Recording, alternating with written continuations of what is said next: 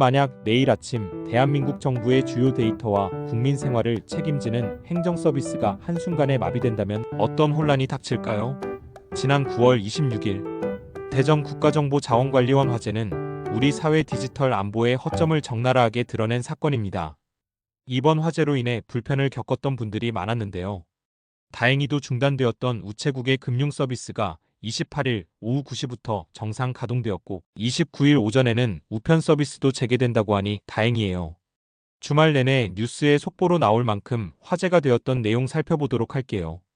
2025년 9월 26일 밤 8시 15분 대전 유성구에 위치한 국가정보자원관리원 대전 본원에서 리튬이온 배터리 폭발로 전산실에 대형 화재가 발생했어요. 이곳은 대한민국 행정기관의 핵심 업무 시스템과 데이터가 집중 관리되는 국가적 데이터 허브입니다. 이번 화재로 정부24, 국민신문고, 법령정보, 우체국 등 국민 생활에 직결되는 정부 업무 시스템 총 647개가 중단되었고 전국의 민원 및 행정 서비스가 마비되는 초유의 사태가 벌어졌어요. 놀라운 점은 현장 백업 및 재해복구 시스템까지 신속하게 작동하지 못했다는 사실이었습니다. 정부는 분원인 대구센터를 활용해 복구를 추진했지만 즉각적 서비스 정상화에는 실패했습니다. 이 과정에서 3시간이면 복구된다는 보고가 있었지만 결국 훨씬 더 많은 시간이 걸리면서 불편이 지속되기도 했어요. 주말에 일어난 일이었기에 그래도 평일보다 혼란이 가중되지 않은 점은 다행이라고 해야 할 것 같아요. 몇 가지 문제점을 함께 살펴볼까요? 중앙 집중화 리스크입니다. 국가정보자원관리원의 데이터 관리 구조는 효율성이 뛰어나지만 단일 장애점이라는 치명적 약점이 있습니다. 한 곳에서 문제가 발생하면 전국 행정이 흔들릴 수밖에 없는 구조로 마치 모든 알을 한 바구니에 담은 셈입니다. 백업 및 재해복구에 대한 시스템이 허술했다는 점이에요.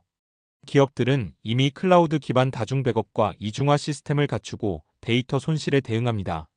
하지만 국가 차원의 인프라가 민간 기업만도 못한 수준이라는 지적이 나왔고 실제로 대전 본원의 이중화 분산 시스템은 화재에 즉각적으로 대응하지 못했습니다. 일부에서는 복구에 최소 2주 이상 소요될 것으로 전망한 이유이기도 합니다. 디지털 안보 인식 부족을 들 수 있어요. 우리는 보통 사이버 공격에만 집중해왔지만 이번처럼 물리적 재난, 예를 들어 화재, 침수, 지진 등과 같은 국가 핵심 데이터와 시스템을 동시에 위협할 수 있습니다. 데이터 센터는 단순한 건물이 아니라 국가의 두뇌이자 심장임을 이번 사고로 증명했습니다. 이쯤에서 해외 국가들은 어떻게 준비하고 있는지 살펴볼게요. 이미 미국 및 일본 등 선진국들은 국가 데이터 센터를 다중화하고 반드시 지역별로 분산해서 보관하도록 법적으로 의무화하고 있어요. 특히 에스토니아는 주요 국가 데이터를 해외인 룩셈부르크 센터에 실시간으로 백업함으로써 전쟁 및 재난 상황에서도 국가 운영이 마비되지 않도록 대비하고 있다고 해요. 그럼 해외 국가 데이터 센터의 분산 및 다중화와 재해복구 강화를 위해 시행한 구체적인 사례를 알아보도록 할게요. 우선 미국입니다. 미국은 연방기관 및 주요 행정 시스템 데이터 센터를 지역별로 분산 구축하고 있습니다.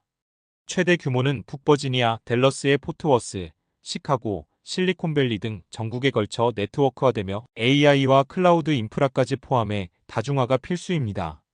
2025년 트럼프 정부는 AI 및 국가 데이터 센터 전략을 통해 데이터 센터 지역별 확장, 이중화 에너지 및 냉각 예비 계획을 강하게 추진하며 민간 기업인 구글, 마이크로소프트, 아마존, 메타 등을 통한 외부 백업 구조까지 확대하고 있어요.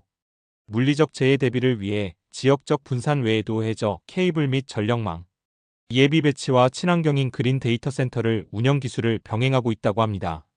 다음은 에스토니아의 사례도 살펴볼게요. 에스토니아는 세계 최초로 국가 행정 데이터를 해외인 룩셈부르크에 실시간 이중 백업하는 데이터 대사관 체제를 도입했습니다.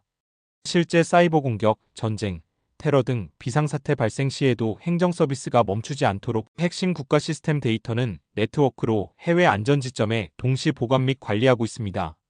영국도 알아볼게요. 영국 정부는 2024년 국가 컴퓨터 센터를 국가 핵심 인프라로 지정하고 2030년까지 전국 주요 행정 시스템을 여러 지역에 분산 저장할 전략을 세워 운영 중입니다. 이와 함께 AI 및 컴퓨팅 능력 증대를 위한 국가 전산망, 이중화와 데이터 센터의 재난 복구 훈련 의무화 정책을 강화했습니다. 이번에는 북유럽 국가로 핀란드, 스웨덴, 노르웨이 등의 사례도 살펴볼게요. 구글, 마이크로소프트 등 글로벌 기업 및 일부 국가기관은 해안가나 기온이 낮은 지역의 데이터 센터를 분산 배치해 자연 냉각을 활용, 전력 리스크와 재난 위험을 동시에 줄이는 전략을 채택 중입니다.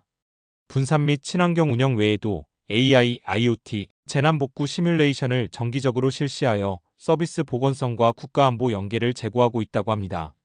이러한 해외 사례들은 데이터 센터의 지리적 분산, 실시간 이중 백업, 민간 클라우드와 연계, 재해복구, 시뮬레이션 의무화가 디지털 국가안보의 핵심 요소임을 보여줍니다.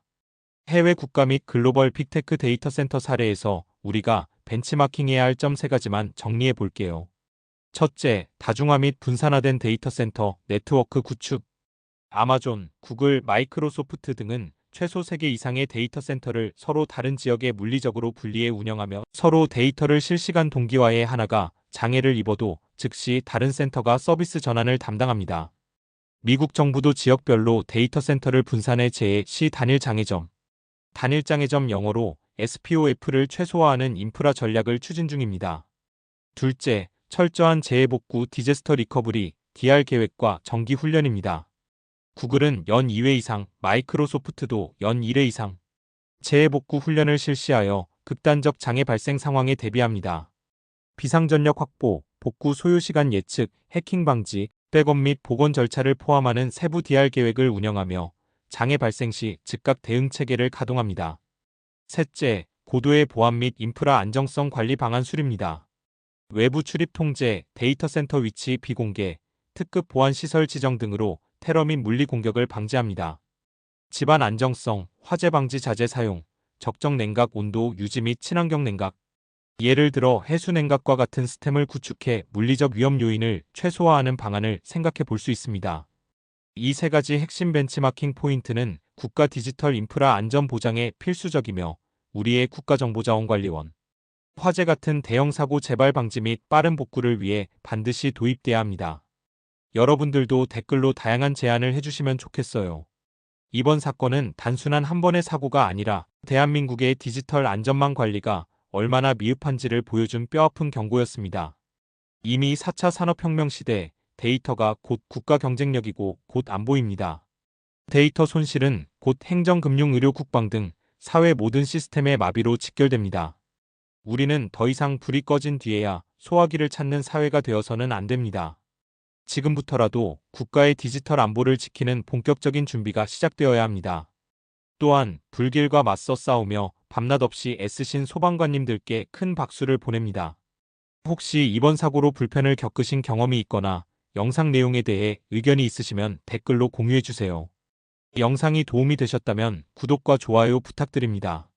앞으로도 사회 이슈의 이면과 중요한 변화를 분명하게 전달해드리겠습니다. 감사합니다.